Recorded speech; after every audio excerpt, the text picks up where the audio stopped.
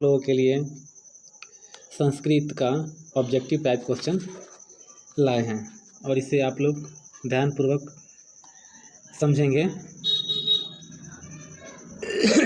सवाल है, मंगलम पाठ में कितने मंत्र हैं? तो मंगलम पाठ में 5 मंत्र हैं।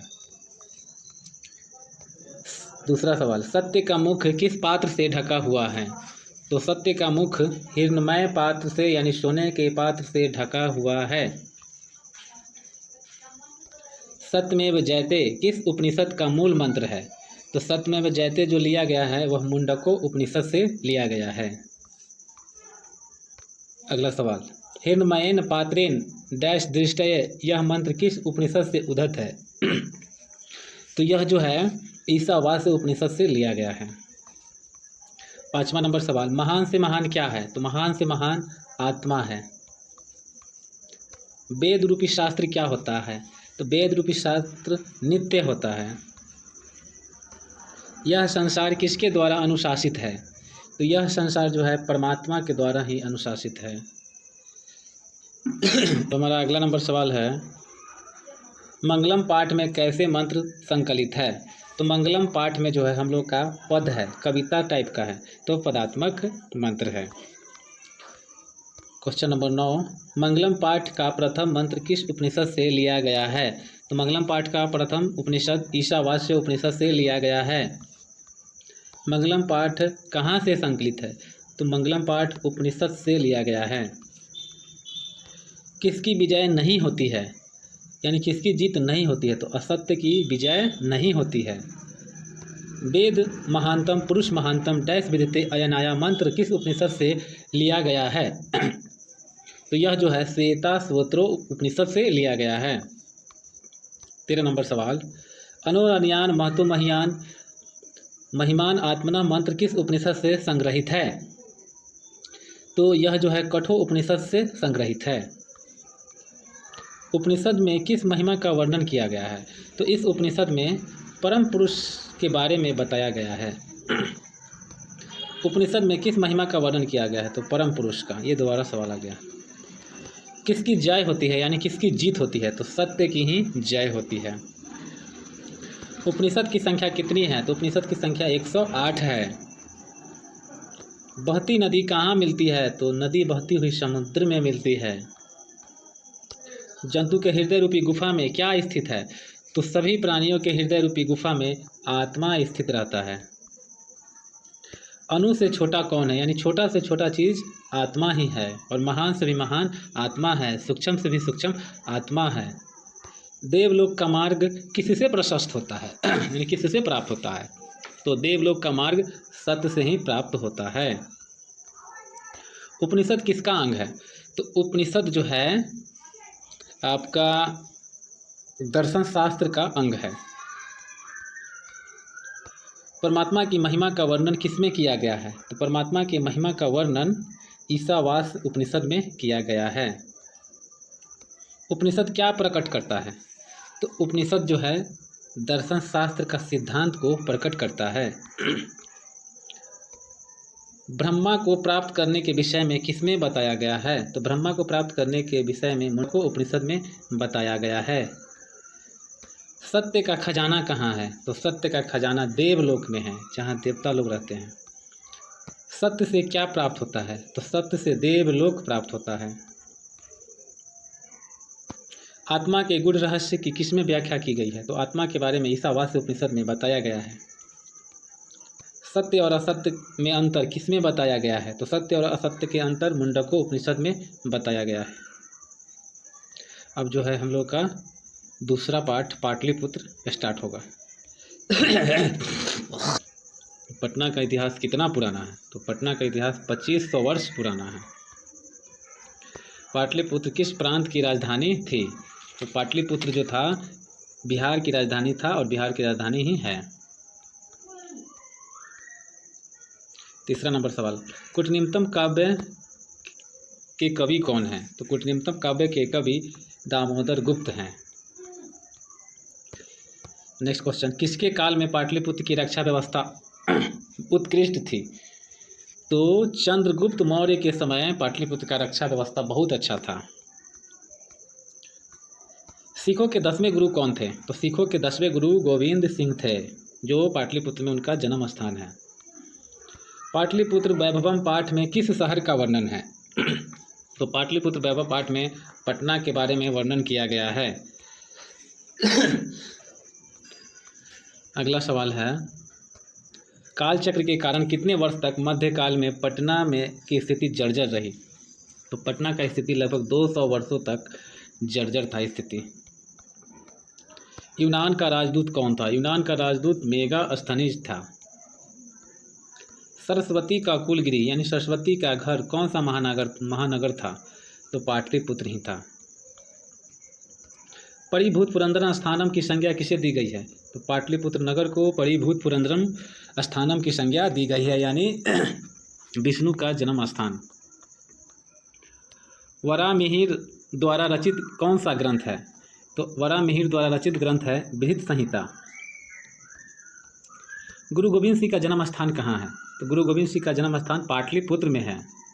नेक्स्ट क्वेश्चन, काव्य मीमांसा के रचनाकार कौन है? तो काव्य मीमांसा के रचनाकार राजशेखर हैं। बुद्ध के समय में पटना का नाम क्या था? बुद्ध के समय पटना का नाम पाटलीग्राम था। पाटल पुष्पों की पुतलिका रचना के आधार पर पटना का कौन सा नाम है? तो पाटलिपुत्र। मेगास्थनीज पटना किसके समय में आया था? तो मेगास्थनीज पटना जो है चंद्रगुप्त मौर्य के समय आया था। पटना में कौमुदी महोत्सव कब मनाया जाता था? तो पटना में कौमुदी महोत्सव गुप्त वंश काल में मनाया जाता था। पाटलिपुत्र पटना के नाम से कब प्रसिद्ध हुआ? तो पाटलिपुत्र जो है पटना के नाम से मध्यकाल में प्रसिद्ध हुआ। राजशेखर की रचना कौन सी है?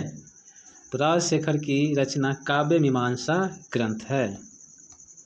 कौमुदी महोत्सव किस ऋतु में मनाया जाता था? शरद ऋतु में, ठंडा के मौसम में।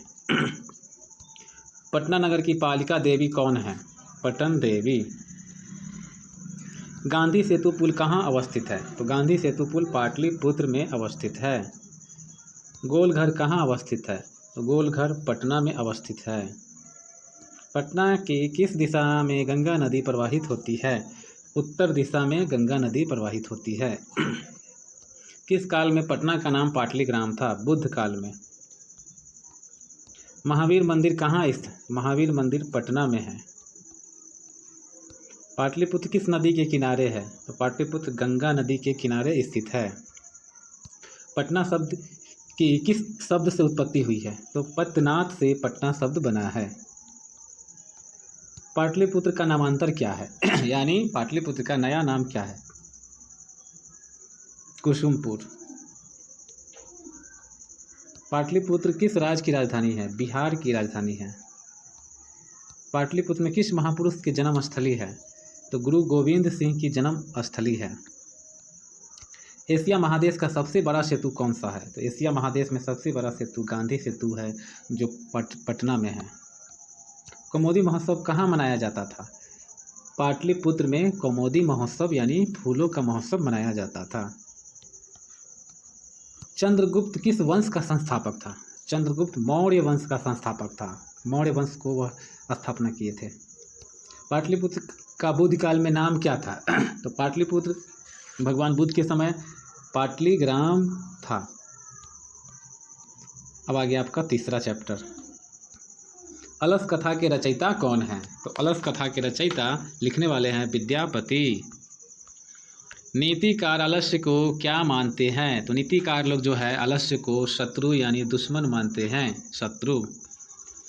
सबसे बड़ा शत्रु कौन है? तो सबसे बड़ा शत्रु आलस्य है मनुष्य का।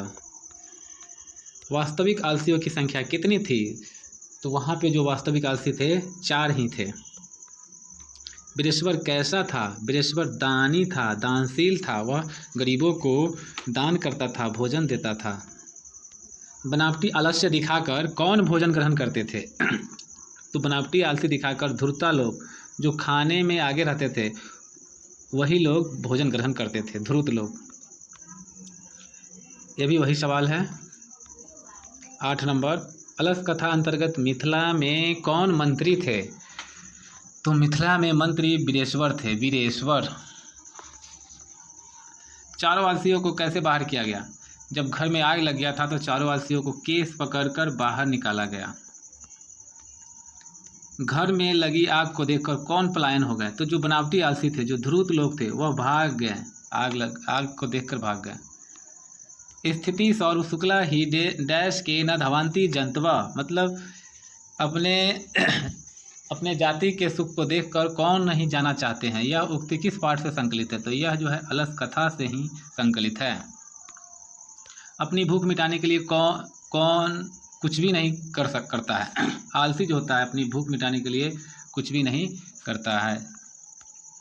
अलस कथा पाठ किस ग्रंथ से संग्रहित है? तो अलस कथा जो है पुरुष परीक्षा से संग्रहित है। वीरेश्वर कौन था? वीरेश्वर मिथिला का मंत्री था। अनुशाला में आलसशाला में आग लगने पर भी कितने लोग नहीं भागे थे? तो 4 लोग आग लगने के बाद भी नहीं भागे थे। नेक्स्ट क्वेश्चन, संसार में बच्चों का सच्चा रक्षक कौन है? तो माता ही है बच्चों का सच्चा रक्षक।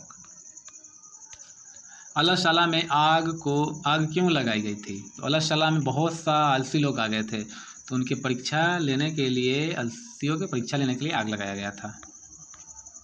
इसके बाद है अलस कथा पाठ में किस दोष का वर्णन किया गया है? तो अलस कथा पाठ में आलस के बारे में बताया गया है। आलस्य पुरुष कितने थे? 4 थे। मनुष्य को कौन नष्ट कर देता है? मनुष्य को आलस्य ही नष्ट कर देता है। गरीबों और अनाथों को प्रतिदिन कौन भोजन कराते थे? तो गरीबों और अनाथों को प्रतिदिन वीरेश्वर भोजन कराते थे और वस्त्र भी देते थे।